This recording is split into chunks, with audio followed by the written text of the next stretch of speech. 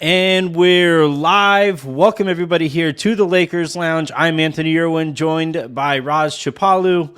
Raj, you and I are supposed to try to remain professional. We are supposed to contain ourselves. We are supposed to, just present, our best faces here for this kind of opportunity. But fuck all that shit. Austin Reaves is him. What the hell just happened? Wait, before we start, Anthony, so the way we closed the last show, you're telling me there are movies better than that? There are movies better than that? Come on. The new Avatar's pretty good. Yeah, but okay. There are not movies better than what we just watched there. No way. No way. I don't know. It was basically like what we just watched was like a version of Hoosiers. Like that was Jimmy Chitwood out there, Well, you won't get the reference. Never seen it, but yeah. All right. Well, today, look, the show is basically reacting to that, looking ahead at the rest of the series as a result of this game. What preconceived notions do we have going in that were either confirmed or denied, or and just generally like how we feel about the team here, given this spot. We have to start by talking about Austin Reaves and Rui. We have to talk about Ruives. Like, this was incredible. This was an unbelievable performance. Look, Reaves doesn't get his opportunity late in the game. If Rui doesn't play his actual ass off, I knew it was going to be a special game for him when I think it was the second three-pointer that he took. He started trotting back on the release. Rui Hachimura was feeling himself from three. Unbelievable, on both sides of the ball too. Like, the 3-point shooting and the general shooting is going to get the attention, but also just, super physical up front, offensive rebounding and just general physicality. And took advantage of a moment that presented itself because of all of the attention that gets paid to LeBron and AD.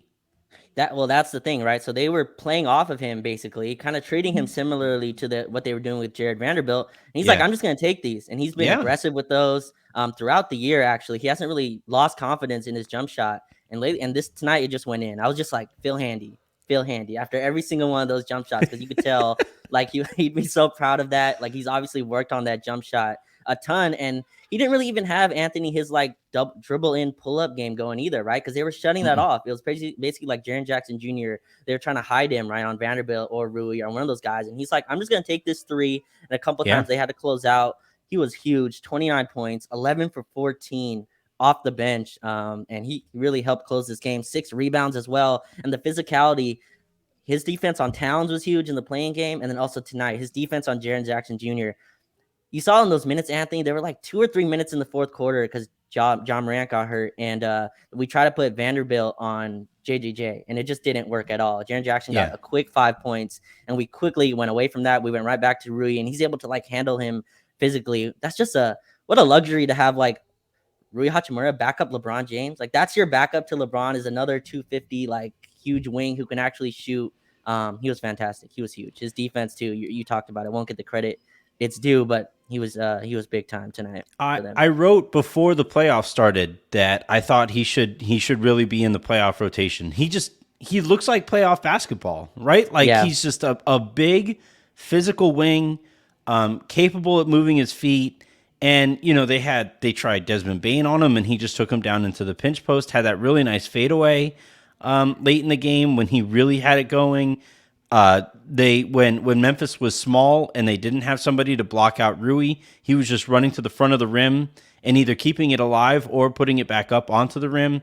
And guys just kind of bounce off him. And one of, I think, the subplots in this one was kind of interesting to watch referees try to figure out like how they're going to call this. There were some referees that wanted to stick to some of the touch stuff that you get in the regular season, and then there were other referees who allowed playoff basketball to happen.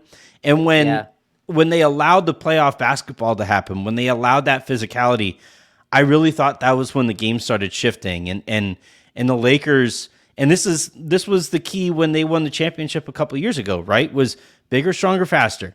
And I thought Darvin Ham sent a really clear message. Rui was the first guy off the bench. Yeah. You know, he was the first sub. He came in before either the first or the second. He came in. I don't know if he came in. Right. Schroeder didn't come in first. No, it was Rui for LeBron, actually. Yeah. It was like 5 or 6 minutes left. Yeah, the first quarter. And so he leapfrogged essentially Malik Beasley, and he leapfrogged Troy Brown in the rotation here. And, you know, one of the things that Aaron and I talked about was this notion of, if Rui works, there is no counter, because they don't have those kinds of physical players coming off of the bench. If Rui pans out, if Rui plays like he does tonight, then Memphis just kind of has to take it. And that was what Jeff Van Gundy was saying over the course of the game, was like, look, if I'm going to lose, I'm going to lose on Rui threes.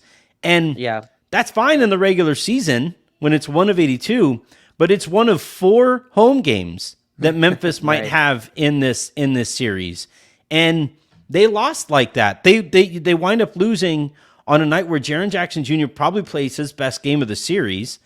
He was incredible. Never had to worry about foul trouble or anything with him. And we'll talk about that here in a bit. But yeah, I just, you know, when you consider how much this game meant to Memphis, the younger team that needed it, you know, you saw the crowd like making their way to the exits early, or, you know, late in the fourth quarter, but you felt it throughout where they were all just kind of like anxious and like, hey, you guys are going to start winning, right? Like, that's actually going to happen. And I really think that was something that, you know, that's where you have the experience of LeBron and you have the experience of AD, where they get into that fourth quarter and they get into those clutch minutes, and they kind of look around at the huddle and they say, you hear this crowd? They're fucking nervous. It's time to go out and get this game. And that's when Reaves takes over. Okay. Well, last thing on Rui. So my term that I've called him this whole season since he's been here is release valve, right? And you've talked about that, where he's a playoff type performer. And there was a one moment in this game. I said his mid range wasn't really working, but in my notes here, so like we started the quarter up 6, right? And we decided not to have AD on the floor, so he's left him off the court.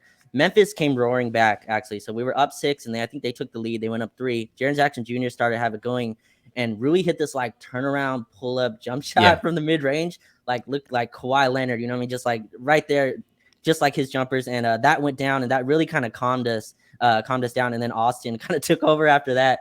We went up and really didn't relinquish the lead after that. But no, Rui was fantastic in tonight. And you need guys who can hit open shots like that. Like they're gonna put all their attention on AD like that. You have to be able to do it. And AD hitting the skip passes, Anthony, like on time against this physical Memphis defense, being able to read and react really nicely. I thought he made the right play almost every time. I'm not even sure how many times he turned the ball over, but it felt like he really didn't have any turnovers as well. And that's the counter. If they're gonna shade guys out because they don't want Jaren Jackson Jr. on AD, they have Tillman or other guys try to defend him. You have to be able to hit the skip pass and knock that down. And our guards and Rui Hachimura really made them pay. So it was fantastic game 1 from them. Yeah, they Memphis, that is, you know, really made it clear what was not going to beat them. You know, they didn't allow, like, credit to Memphis. I thought they did a really good job of not letting the Lakers get downhill, because that's where, like, if you have a center who you're concerned about foul trouble with, that's one way to prevent that foul trouble, is to make sure that, you know, if he's going to contest stuff, it's going to be on his terms as that, like, kind of free safety. But and so Memphis did a really good job of that. But one way, you know, when you do that, you wind up having to give up some extra stuff, because you wind up you're overplaying stuff. You're playing more aggressively, and you're shading more aggressively so that penetrators don't get into the paint, and that does leave you open for skip passes and for pinch down screens and stuff like that. Like the stuff that the Lakers were doing, and it was great to see. Like, Frank Vogel won a championship, and I'm never gonna, you know, talk shit on him necessarily, but the type of offense that the Lakers were running this game, especially in the clutch, Like this was the thing that I told when they made the deals that they made at the deadline and with guests who were on at that time, I said, this is a team that can win a championship because they can out execute anybody in the half court. And that was before we found out that Austin Reaves is who Austin Reaves is. That was unbelievable. Let's talk about Reaves because that was insane. I thought the moment that I kind of knew, not knew, felt like, because nobody knows something like that is coming. But the moment that I kind of had a feeling Reaves was comfortable in the moment, he had a play where he dribbled baseline and threw a behind the back pass out to Rui Hachimura, who wound up hitting that three. And so my in-laws are actually, like, as soon as I record this, I have to go and grill and we're having a steak dinner. Nice. I had a feeling the Lakers were going to win, so I went ahead and bought some Wagyu steak. So shout to the Lakers for making. I feel okay about. I was able to pay for those with some winnings, but anyway. But he makes that pass, and I told my father-in-law who was sitting next to me, I was like, Roger, this guy is an undrafted second-year player, and he's in the biggest game of his life, right? A road playoff game, 5 minutes or so to go in the fourth quarter. And this motherfucker is dropping behind the back passes to like, and like not easy ones either. That had to travel the extent of a 3-point line. So it's like a 25-foot behind the back pass that hits Rui absolutely in stride. And that's when I was like, oh, this guy, he feels comfortable. You don't do that with that kind of confidence if you don't feel comfortable, if the moment is kind of big for you. I don't think he does that in that Memphis, in the Minnesota game, right? But he does it here, and that's when I said, especially when Rui hits the shot, and you kind of see the moment kind of like, Rui kind of goes like, okay, let's go. And then he just handled all of the pick and rolls from that on forward with LeBron James on the court, with D'Angelo Russell on the court. Austin Reaves is handling your pick and roll there. What the fuck did we just watch? Did we just watch like the beginning of an insane career? Like, what did we just watch? Yeah, so really quick, this wasn't the start. Actually, if you go back to the Utah game, remember, like that was a close game for no reason. And I think we actually recorded after that one as well, I believe. After the road game in Utah, we went to Austin Reaves as well. We gave him the ball. And we're like, here's the ball. Here's a pick and roll. Go and pull up. And that pass was insane, Anthony. The score was like 108, 106. Game one on the road. 2-point game with like 5 minutes to go in the fourth quarter on the road. And he just, cool as a cucumber, just boop. All right, there you go.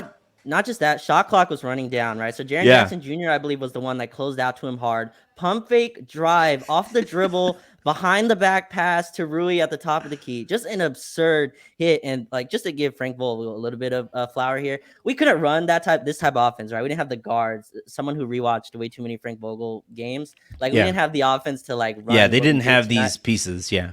No, and Austin, just to give her credit, can't do this without the game D'Lo had as well, right? D'Lo was, I thought, really steady. He had a steady hand offensively, but yeah, we just were like, here's double drag screens. Like, there's no where LeBron's like, I'm not gonna be on the ball. It's gonna be AD and either Rui or whoever was the other screener. Like, here, go to work, and he did. After that Rui 3, by the way, it's Austin pull up, Austin drive, Austin 3, and then Austin fade away. And then I think after the fourth fadeaway, he's like, okay, now I can scream, I'm him. That was the I'm him scream. But like Memphis looked like they were like, what do we do? We have our best defender on LeBron. We have Jaren Jackson Jr. flanking AD. Desmond Bane is on Austin Reaves, and he's just like, I'm going to put you in jail. I'm hitting this jump shot every single time. You go under the screen. I'm pulling up. And we've seen shades of this, Anthony, right? Like I talked about the Utah game. There's other ones as well where he's shown like, I can get to my spot, and I'm confident in this pull-up jump shot. This is my shot. I work on it, and that's a playoff shot. You talked about Rui has a playoff game. That's a playoff type of shot. Off the dribble, mid-range pull-up. That's a shot that defenses want to give you, and Austin Reaves has that in his bag. I think he's shooting like 45, 46% from those.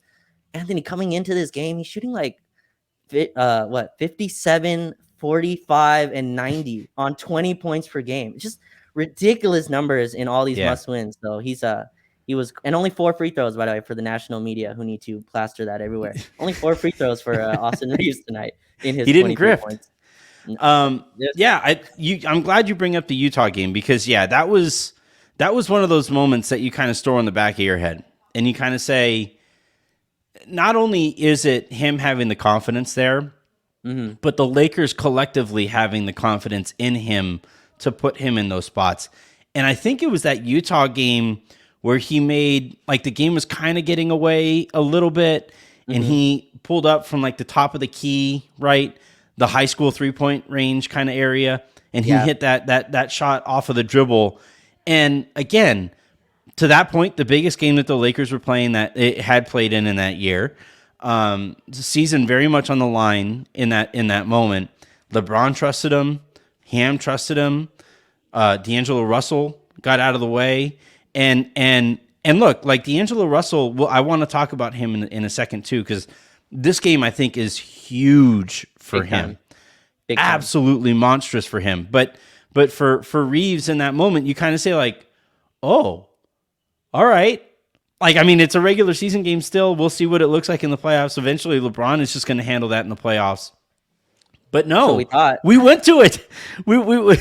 We look at me. I am pumped when I'm referring to the Lakers as we. It's a we, that doesn't 100%. Happen very often. But yeah, the Lakers go back to that time and time and time again. And we always hear about it in the NBA where these guys are so good, you have to give up something. And you have to, if it just happens that thing is going to beat you that game, then that thing is just going to beat you that game. And in this case, Memphis was giving up wide open shots to Rui, and they were just giving up wide open mid-range jumpers or not sending extra help to Reaves, because if they send extra help, it's coming from a corner shooter in D'Angelo Russell. It's coming from LeBron or AD, where they get an extra fraction of a second for their attempt whenever that time comes. This game, like, I don't know, man. The conversation about LeBron heading into these playoffs was, LeBron isn't physically at a place where he can be like the Lakers' lead guard the way that he was in the championship year. And I think that's objectively true. I think we're saying that, like, he's not quite turning the corner in ways that he has to. He's relying a lot more on 3-point shooting. And therefore the Lakers need more creativity on the ball. Cool.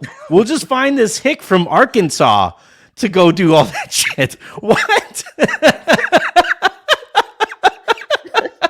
It's absolutely absurd. And so with LeBron point, he's not turning the corner, but also like Dylan Brooks is a freaking hellish defender also to try to always turn the corner on. And then you have Jaren Jackson Jr. meeting you.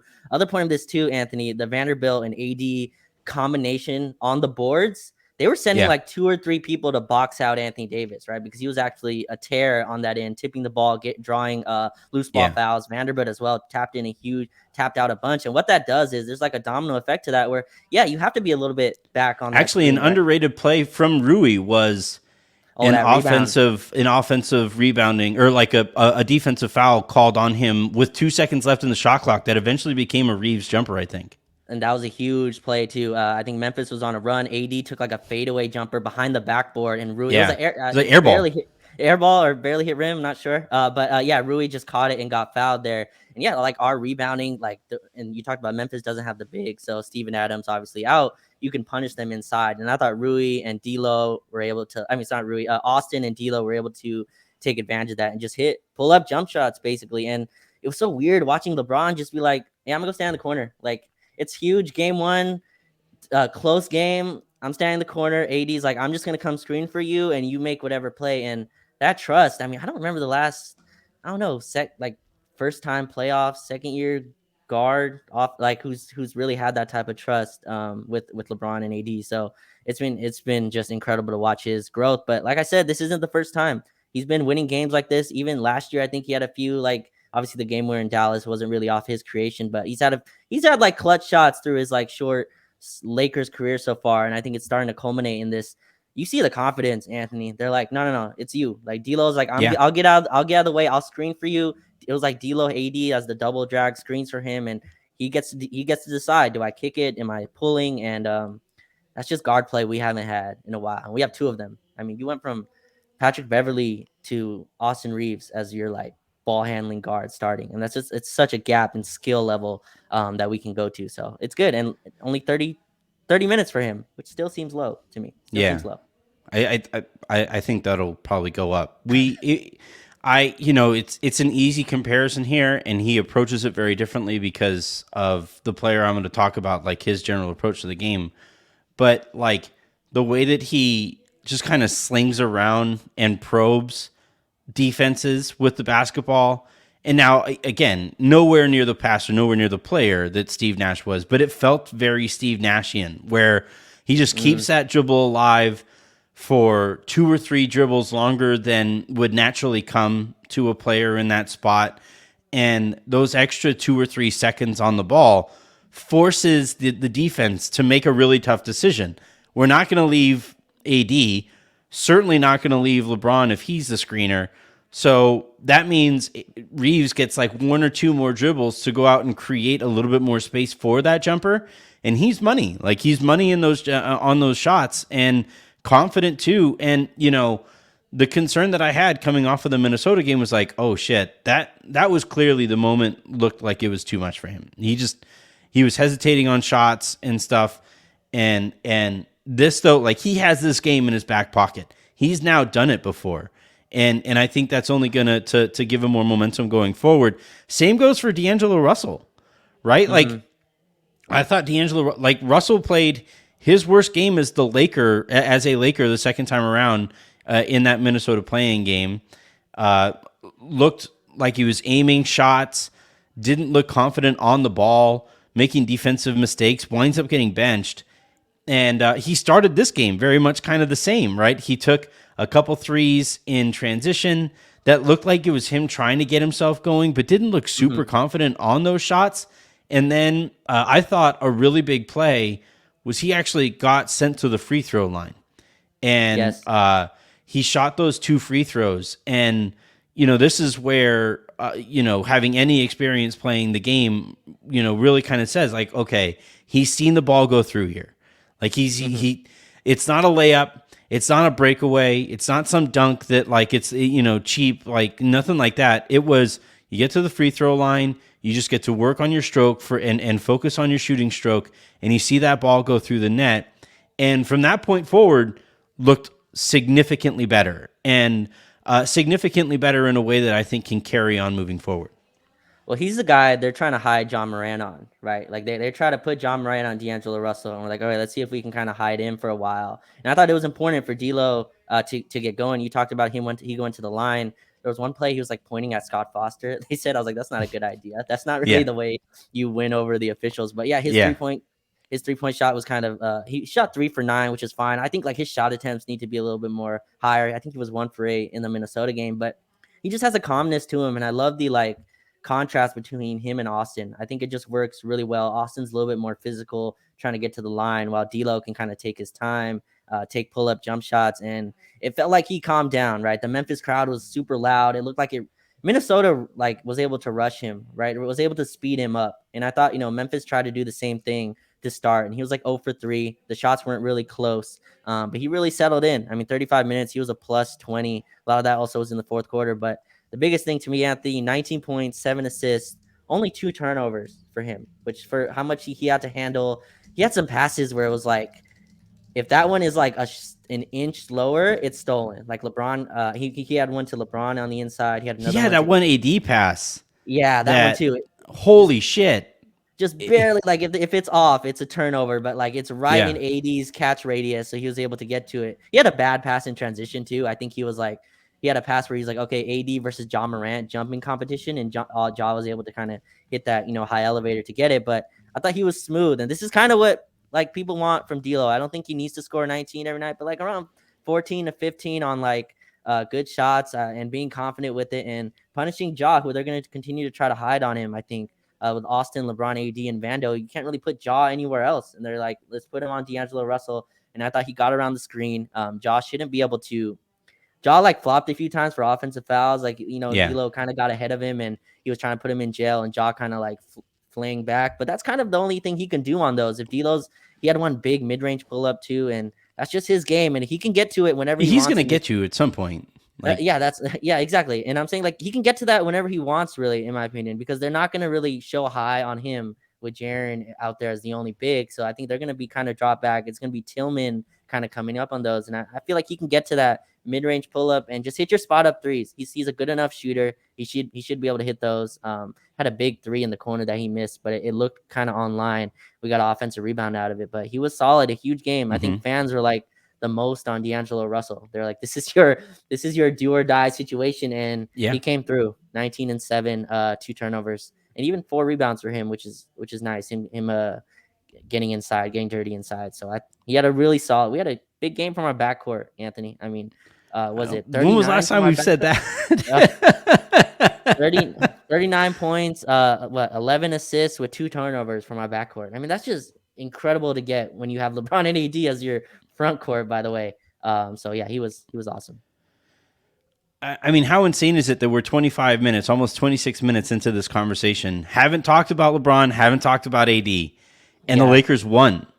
You know, I want to start with AD, and good God, man, I got to pull up these stats. I guess this is me being a great professional here, but like when he is that kind of engaged defensively, I'm sorry. You know, you can throw Giannis out there, you can throw Draymond out there, you can throw a couple other defenders out there. Obviously, Jaren Jackson Jr. on that same court.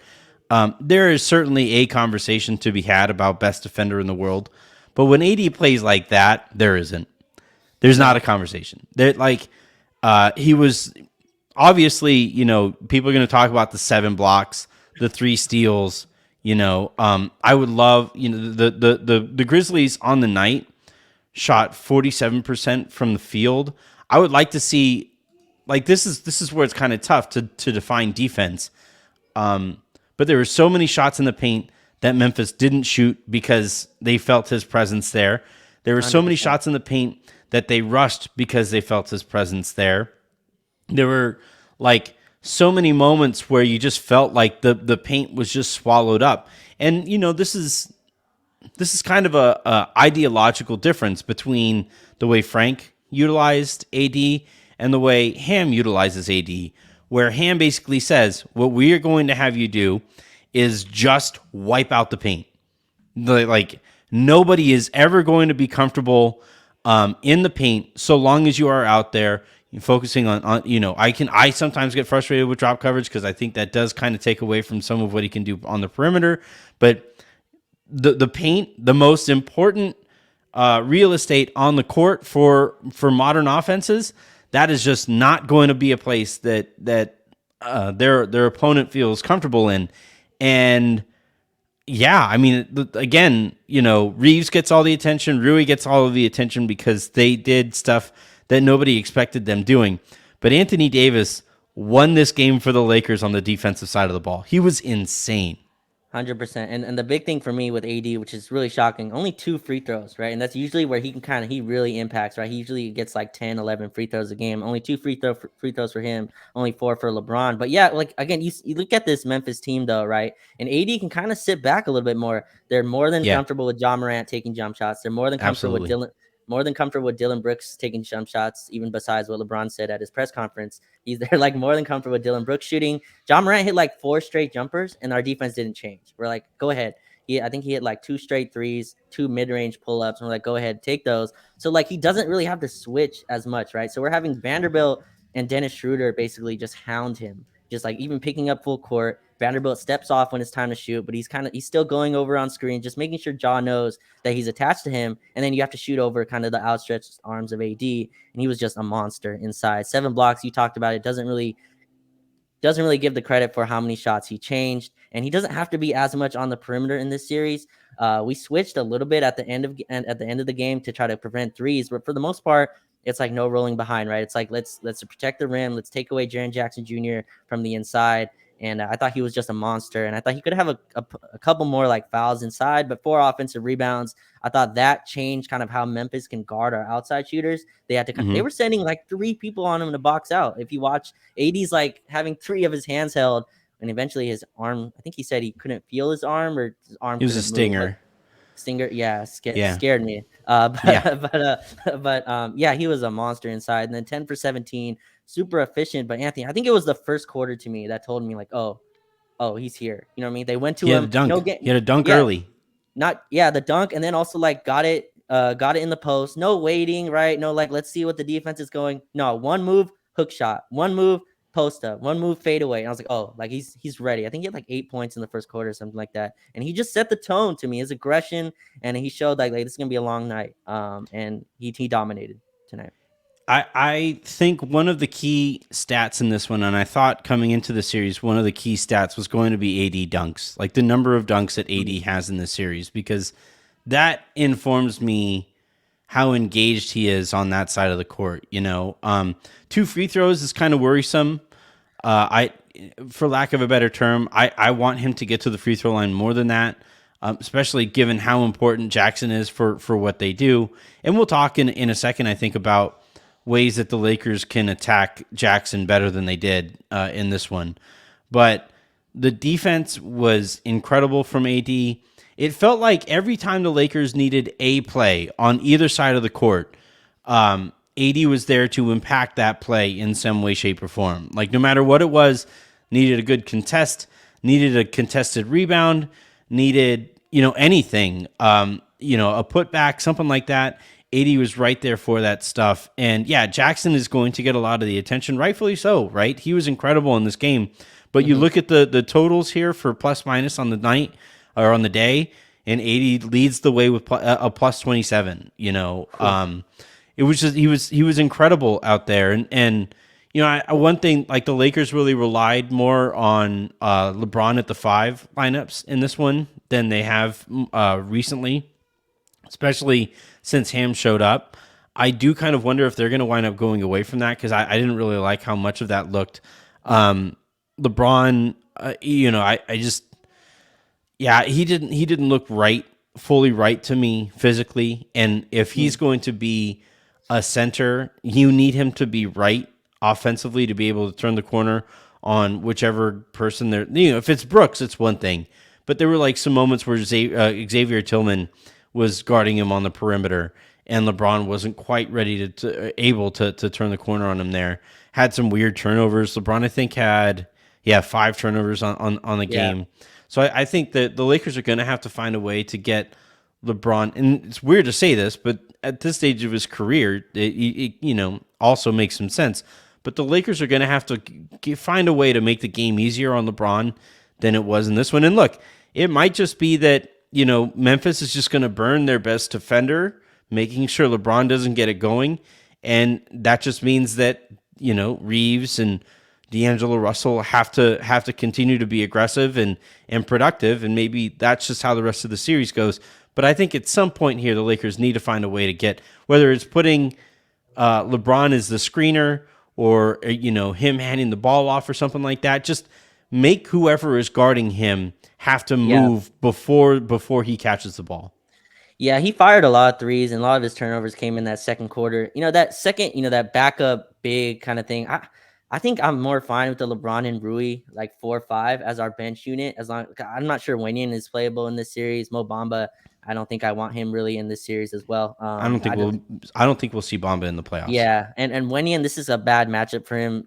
Assuming Jaw's able to go, just the guards who attack guys in their chest. Wenyan has trouble with that. He can move his feet, but once they get in the air, he can't really do anything about the contest. But that's what we did, Anthony. We kind of made LeBron more of a screener, right? And I think the shift that will eventually happen if this trend continues, Dylan Brooks will probably move on to one of Austin Reaves or right, Austin Reaves or D'Angelo Russell, and that's where LeBron can really cook. Because once you take him off, now you have either Bane. You can't put Jaw on him, obviously, but it's probably going to be Bane on LeBron James, and he can really punish him going into the post. He's just kind of too small to carry him there, and I think that's where we'll see the switch. But if they're gonna face guard, which Dylan Brooks did tonight, just face guarding LeBron James, and you can open up stuff for your guards. I think LeBron will turn the corner a little bit better. You can tell still trying to get that physicality up. Maybe all the off days kind of made him a little bit rusty, but still 8 for 16, 3 for 8 from 3.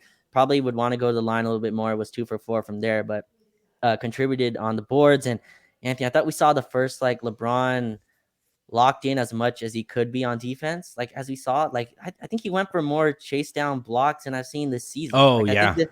I think this was the most amount of blocks that he tried to do. And when you combine that with AD, like that's where you get the defensive ceiling, right? Along with Vanderbilt just hounding whoever their best guard is or best player is. LeBron and AD not only rebounding, both of them combined for 23 rebounds, 11 and 12 rebounds each, and then also going for blocks. LeBron also had 3 blocks himself, which would be a great night for any other, player, but his teammate just had 7. So, but yeah, like, but yeah, 10 blocks combined for them. And I thought he could have got a couple more, but he was aggressive on defense. And maybe that's the trade-off, that like maybe you give him less of a load on offense to where he can lock in on defense. And I think Jaren Jackson Jr. got a couple like post-ups on him where he easily like backed him down and got to the rim. Second half, you didn't really see much of that as well, right? I think Jaren Jackson Jr. had like 21 at the half, finished with 10 points in the second half. A couple of those were jump shots. I thought he really kind of buckled down in the second half. And this is what we wanted, right? This is playoff LeBron. Like, obviously, the offense still isn't there, but I thought you saw the defensive engagement in a way that we haven't seen in a little while. Yeah, that was the most time LeBron has spent in the air on defense in a couple years. He was waiting for some of those too. Like on Desmond Bane, he read that at half court, and I was like, "Are you really going to go for this right now?" And Bane put it up, and he like pinned it to the backboard. Yeah, he blocked that with his armpit. Like that was, it was wild to see him, that far up there, and yeah, like look, LeBron at this stage of his career isn't going to get after it defensively all the time, and like one way that you can kind of see the engagement level, like there was a stretch there in the first half where LeBron turned the ball over once. He drove into the paint. And I think he expected Vanderbilt to be out there in the corner, and Vanderbilt wasn't. So he threw it into the corner where nobody was there. That was his first turnover. I don't mind that one as much because it's a dead ball turnover. They still have to go and score in the half court. But then he had like the behind the back at 28 feet. The behind the back. Yeah, the behind the back pass. Yeah. And sandwiched in between there was he found himself on Luke Kennard. And I'd have to look here. I think it was the only 3 that Kennard hit tonight was that one, and LeBron had a foot in the paint on the release, and I'm like, look, LeBron can guard anybody else on the court except anybody who can shoot. Like, I never want to see him on Kennard. I never want to see him on Bane. Just put him on Brooks and allow Brooks. Like, if Brooks knocks down a couple 3-pointers, good. That means he's going to take more of them. But I never want to see him on Kennard ever again. That just that cannot happen. Yeah, actually, so that behind the back one, what was happening was, and we went away from this quick.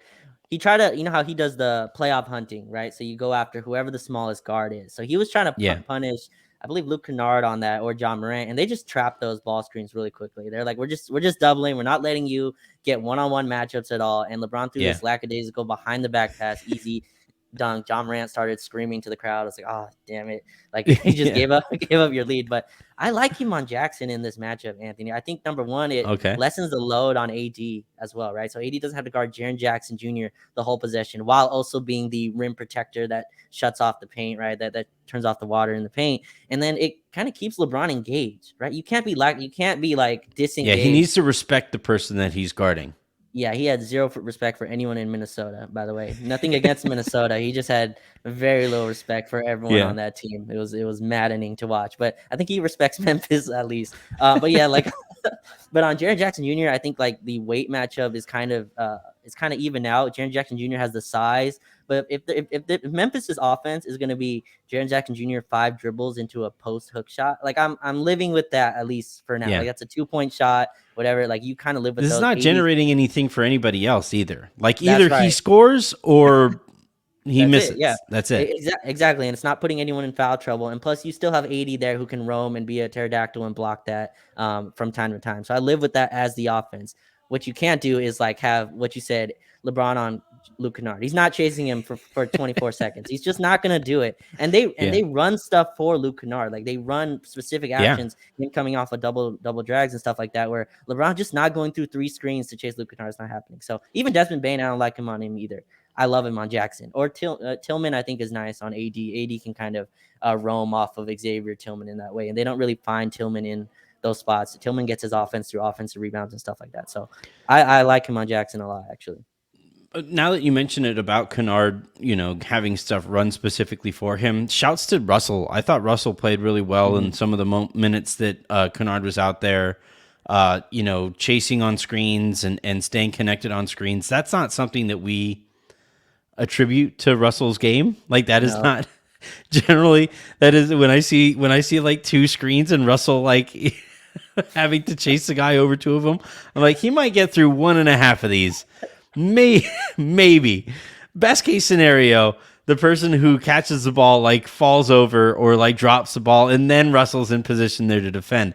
But actually, in this case, like he was right there for a lot of it. He was there to contest and either ran Kennard off of the three. Look, the fact Kennard only shot 4 3-pointers is pretty indicative to me of the kind of defense that the Lakers played on him. He is one of those guys who's going to swing a game in this series with that shooting, and that can't happen if you're only taking 4 threes as a shooter, though. So, that's something that I think Russell was really good at today. I think Troy Brown Jr. was pretty bad overall, but in those minutes, if that's what he was asked to do, he did pretty well there too.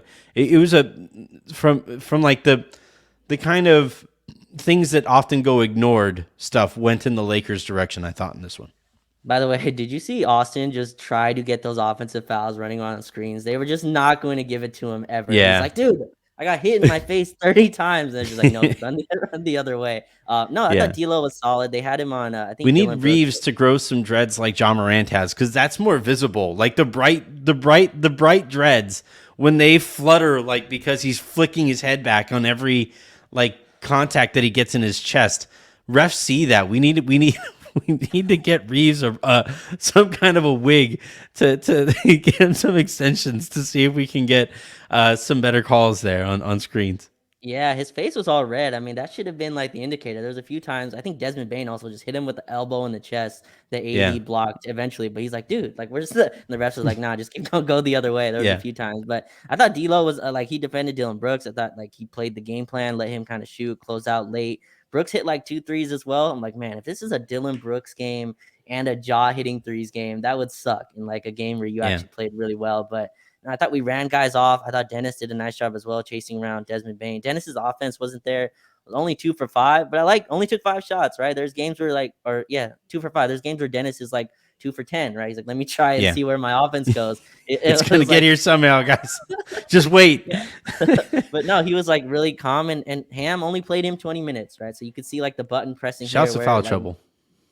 Oh, well, yeah, he did have 3 fouls, which I love that like Van Gundy said this on the broadcast. Like Dennis was able to tell Ham, I got this. It was like the first time you ever see a player like convince the coach, like, no, I'm good. Keep me in. Like, wow, I can't believe that. But he was eventually pulled. But I thought like he did a solid job defensively. They all just kind of came through. The Malik Beasley minutes, though, Anthony, those were tough. Those were he rough. Can't play. He can't play. He's not playable in the series. He's not a 16 game guy. But like I thought that was some real good gamesmanship actually from Ham. Because Schroeder needed to get it going a little bit, and he was kind of just obviously out of rhythm defensively. If you commit 3 fouls and a half as a point guard, dude, you got to fucking try to do that. Like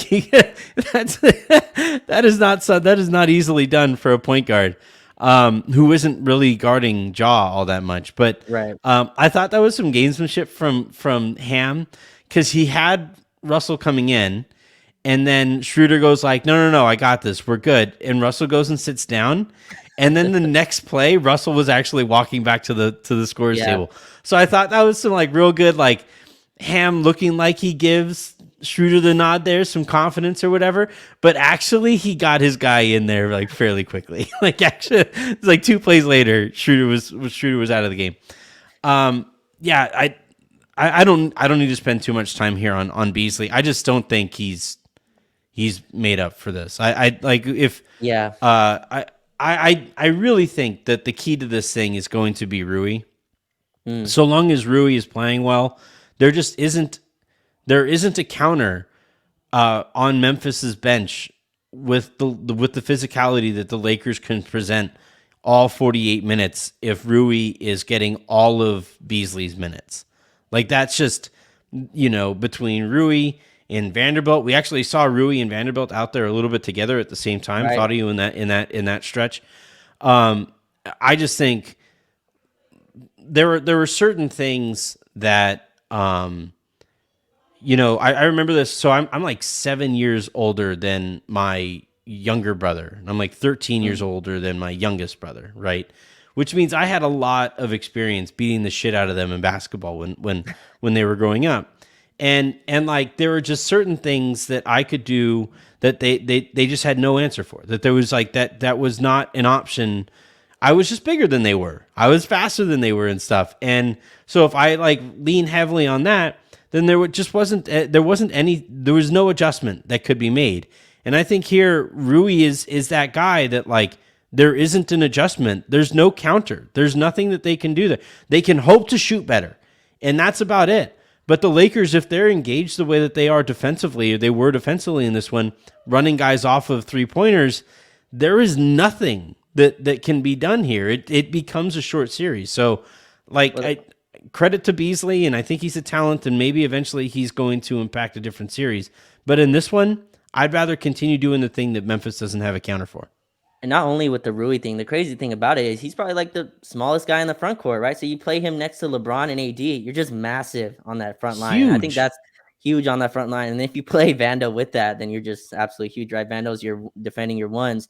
I think that's where like we win this series though, Anthony. Just the size, impact, and advantage. I think you already saw it, right? With the impact we had on the boards. You see Jaren Jackson Jr. Having to go and box out AD. Two guys come to box him out. We forced Desmond Bane into a 6 for 18 shooting night because we're just huge on the wing. Like it's hard to go get open on those. Bane is shooting like 35, 36 footers. I think he hit one. Austin was guarding him. He just pulled up from closer to half court. Austin's like, what the hell? And it went in, but like that's the shots that we're kind of forcing. I thought Tyus Jones got a little bit going, but yeah, I think we can just punish them by being huge and Vando being massive size with the speed, being able to chase John Morant. I think that's our advantage. And Rui's obviously not going to have. Even D'Lo's long.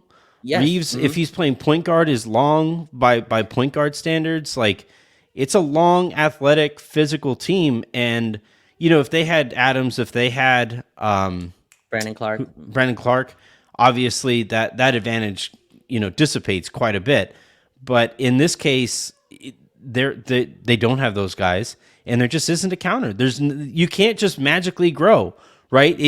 It's like when the Lakers were just hoping that Pat Bev would like grow over the course of the season and eventually become a 3-and-D wing. Like that doesn't happen. That's not an option for human beings. In this case, like the Memphis isn't going to magically get bigger. They don't have options that would allow them to get. What are they going to play? Roddy?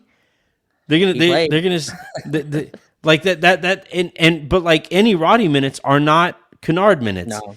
And like that's just not really an option for them.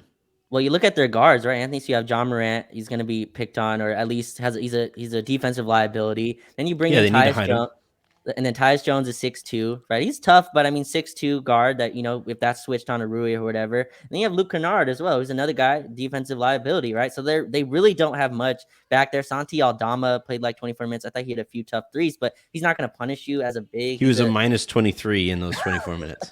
But he's a quote unquote big, right? They play him at backup kind of forward or center. Yeah, but he's a shooting type of skill big that they have. But you're right. There's just not a lot of size. You get past Jackson and Tillman really, and they're really light. And that's where we can punish them. On the boards, Rui, you talked about that big offensive rebound. I thought Vanderbilt's just tip outs and just being a guy that like, damn, I have to know where Vanderbilt is. Like I have LeBron there, AD there. I have to know where Vanderbilt's running around to get a body on him. That's a lot to account for on the inside. And if you don't do that, you have AD just punish you on the boards. You have LeBron as well going down there and helping out. So that's just a lot of size and physicality to me, and against a team that really has gone more skill. I think last year Memphis was a little bit more rugged, right? You talked about Adams there as well. They were a bigger, more physical team. I forgot who they traded for Luke Kennard, but you put that into it. Again, they upped their kind of 3-point percentage by putting him into their lineup, but they're just small on on the backside once you get past their starters. And Dylan Brooks was in foul trouble. I think that's a guy we both want to play more, actually. We're not mad at Dylan Brooks getting minutes. Mm-hmm. So, yeah, he's their big physical guard. But after that, it gets tough, right? And they really miss Kyle Anderson. Like, they really, really miss Kyle Anderson in the series. All right. let's wrap this thing up. Moving forward, I came into the series thinking I bet on the Lakers winning in 5. I texted you, or we were messaging back and forth about doing this show, and you said like, "Oh, I can't wait to talk about." You weren't very confident in this one going in, and I the Lakers need to wrap this thing up early because they have a bunch of rest in between these games, and then that rest goes away later in the series. So I think there's a lot more. They're going to play with some real engagement here because I think they recognize any extra rest that they can get is going to be huge. I don't think they're going to sweep or anything like that, but I do really think like I still stand by my Lakers in 5 thing. Does this change your outlook on the series? So I still have the Lakers in 6. I'm gonna kind of stick with that. Obviously, it's pending John Morant's kind of hater. Jeez. Look, 5 would be incredible. I mean, I think Memphis is still a really good team. I don't think you win that many games. We got to see what the situation is with Ja because they ran X-rays. Those were negative, but they're going to continue doing more testing. They showed him on the bench later. He didn't go back into the game, but he was wearing a cast. But just to show how ridiculous this was, Memphis was 35-6 at home. That's the best. That's a home record. That's the best home record in the league, not just Western Conference, not just, that's the best record in the league. That's why, honestly, I thought the Lakers would lose game 1, but they came out and took that. They took home court back. I still have us in 6. I think this is still going to be a little rocky series here, but you take this, now you have, you're playing with house money in game 2. And then also this is the most like rest you've had, right? The Lakers have been playing so they played 8 games in 14 days to close the season, right? Yeah. 8 games in 14 days. All of those were must wins. They didn't act like it in all of them, but all of them were must wins. I think they went 7-1 in those games. I forgot who the loss was to. It was some BS loss too, I remember. But but we had like one loss in that stretch. And now Anthony, Chicago? Yes, the one game I went to, they decided not to play Rui Hachimura for some reason. But that was Chicago, who shout out Patrick Beverly is home with us. But yeah, game 1 was today. He tried his best to knock the Lakers out of the playoffs while he was the Lakers. Credit to him. I'm not a chef, but he called himself like a utensil. I don't know how that worked really. Called him a spoon or a fork or something. But anyway, he's the fork out of the playoffs, that's for sure. But you play game 1 today, and then game 3 is not till Wednesday, and then game 2 is not till Wednesday, and then game 3 is not till Saturday. So you have like a huge leeway here to really how many times are you rewatching this between now and Wednesday? Man, at least you just got so excited. That's gonna be the image for this show, is how excited you just got. Oh, I cannot wait. How many times you could rewatch this game. You just looked up at the heavens like, wow, man, look at that. Oh, I cannot wait, Anthony. I've rewatched enough bad ones to where like this is gonna be absolutely beautiful. I might watch a quarter, rewatch that quarter, and then I might have a really good time. You're gonna rewatch it like from every different player's perspective. You're gonna watch this is the Austin Reaves rewatch. This is the Austin Reaves rewatch. This is like you're gonna rewatch the Reaves version of it like a few times, I think, especially 100%. That fourth quarter. Yeah, usually right. I'll watch it on my TV, then I'll rewatch it on my computer to like pull what I want to pull. But yeah, like we got a huge week to kind of really rest, and this is like the most rest they've gotten in a very long time. We had a really tight schedule after the All-Star break. We played more games than a lot of teams, and this was the first time that we've seen like LeBron and AD with a 4-game break, like a 4-day break, and I thought you saw what that could mean. And they have 2 games. You play 1 game in the next like 4 or 5 days as well. It's just the NBA kind of, obviously the last few games are kind of tight in terms of 4, 5, 6, but I think this is a great chance. It won't matter. Yeah. It won't matter. Lakers at 5 hashtag. That's crazy for a 2-7 matchup, but yeah, the home. That's the reason I didn't, Anthony, because Memphis, like I said, is 35-6 at home. It's a ridiculous home record. They won games, a lot of those, even without John Morant. So I thought that they would at least protect home court, at least tonight. But no, this was huge. This gives them a lot of momentum. You get into game 2. If you can steal that one, then yeah, your Lakers in 5 is really cooking. But Shit, the only thing I'm nervous about is Lakers in 4. Like, I'm just. Oh, wow. Oh, man. All right, that is going to do it here for this episode of the Lakers Lounge. 128 to 112 is your final in Memphis as the Lakers take care of business. They earn at least a sweep there in Memphis. We await news as far as Ja Morant's availability here moving forward throughout the series. Fun week ahead as we react to not just this Lakers game and the number of times that Raj is going to rewatch it, but the rest of the playoffs, right? The Warriors lost in Sacramento in Game 1. We already got the Knicks beating Cleveland in Cleveland. It's already been an insanely fun NBA playoffs. It's made all the more fun because we're in a good mood about these Lakers. And let's just keep this thing rolling. So thank you, Raj, for hopping on with me after this game on this fine Sunday afternoon. Thank you, everybody who tuned in live to us while we talked about it. You can find this everywhere that you find your favorite podcasts. We're also going to be doing a lowdown where I take a closer look at some of this stuff specifically and then look ahead. Also, I'm going to wait to record that one until we get more on Ja Morant. So that'll also drop later tonight. I might just drop this live now. I might just throw this right into everybody's feed so that you can, enjoy it right after the big win. That's always the most fun way to do this after playoff games. We wouldn't remember. It's been a long time, but that's always the most fun way to watch these things. So again, Lakers Lounge is where you can find this stuff. Thank you, Raj, for doing this. Yep. Check out Raj on the Playback app or on your desktop on the Playback app where he's watched today's game with All Access Lakers. They do great stuff over there as well. I guess we do great stuff over there as well. We will talk to you again mañana. Peace. Lakers in 5.